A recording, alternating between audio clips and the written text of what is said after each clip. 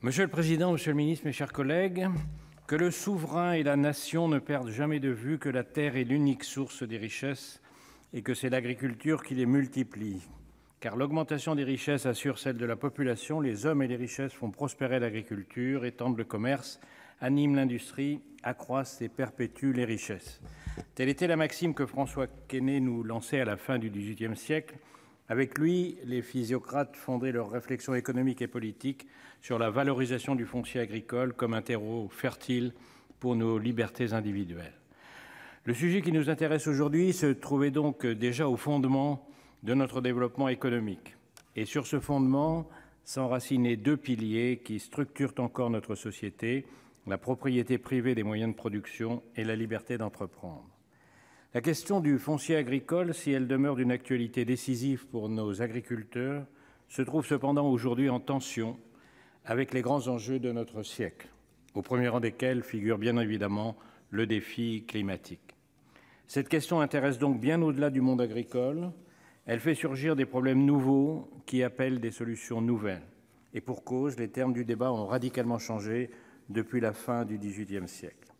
Comme cela a été rappelé au cours du débat, la question du foncier agricole doit trouver à s'articuler avec notre capacité collective à nous alimenter, à opérer les transitions énergétiques, à préserver les écosystèmes, à fournir des logements pour une population en croissance continue, à recevoir des infrastructures pour le développement des nouvelles technologies, à faciliter la mobilité de nos concitoyens et bien sûr à garantir des revenus décents pour nos agriculteurs.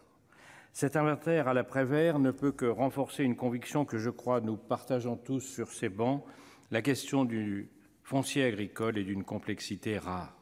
Elle fait se croiser, parfois de manière conflictuelle, des objectifs que nous aimerions pouvoir poursuivre de manière parallèle.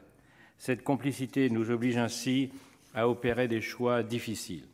C'est pour cette raison que notre groupe a opté pour un débat plutôt que pour une proposition de loi.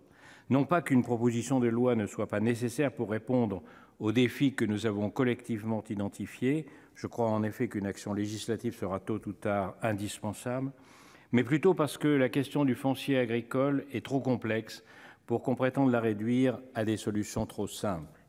Notre travail parlementaire a déjà permis d'identifier de nombreuses pistes d'action pour préserver et valoriser le foncier agricole. Le gouvernement a également précisé sa vision des problèmes sous-jacents et les solutions qu'il entend mettre en œuvre. Enfin, les acteurs de terrain se mobilisent dans les territoires pour nous faire remonter leurs opinions et leurs propositions sur la question.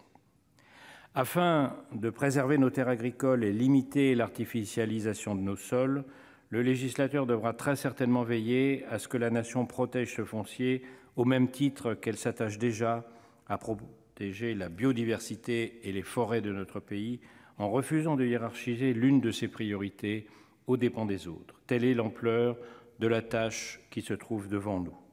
Nous devrons nous y atteler rapidement. Mise en valeur du foncier agricole, portage, transmission, rénovation de la régulation, retraites anticipées, fluidification du dialogue entre les différentes parties prenantes du terrain, les sujets ne manquent pas et intéressent le Sénat au premier chef. Le groupe Les Indépendants poursuivra ses travaux dans ce sens afin d'apporter des solutions concrètes aux défis du foncier agricole. Pour l'heure, je voudrais remercier chaleureusement nos collègues de tous les groupes pour leur participation à ce débat. Je voudrais vous remercier plus particulièrement, Monsieur le Ministre, pour les réponses que vous nous avez apportées sur les sujets que j'évoquais il y a un instant et sur bien d'autres.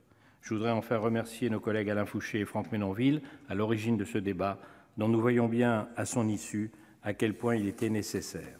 Je vous remercie. Merci, Monsieur le Président. Merci, Monsieur le Ministre.